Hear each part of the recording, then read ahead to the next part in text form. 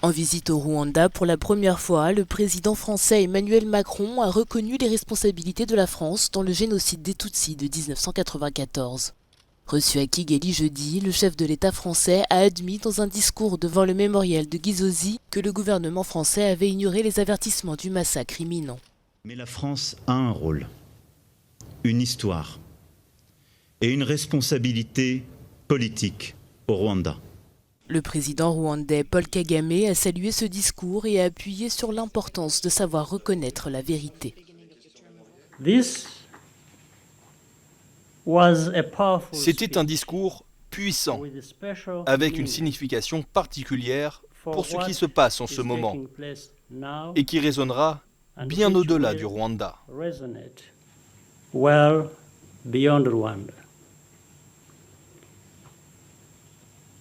Ces paroles avaient plus de valeur que des excuses.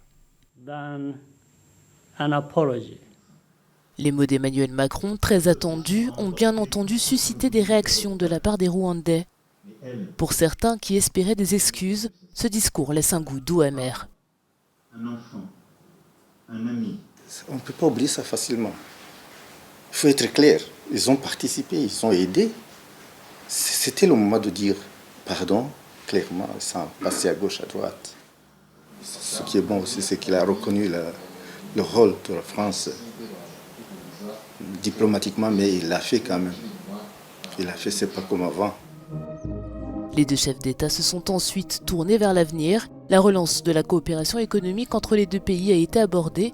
Elle comprend entre autres le retour sur place de l'Agence française de développement. Nous avons en effet décidé de porter à des niveaux inédits notre aide au développement. Ce sont 500 millions d'euros qui seront engagés sur la période 2019-2023 autour des grandes priorités de notre dialogue avec le Rwanda, en particulier la santé, le numérique, la francophonie. Un ambassadeur français au Rwanda sera également nommé après 6 ans de vacances de poste et une coopération judiciaire sera renforcée pour poursuivre les génocidaires en fuite.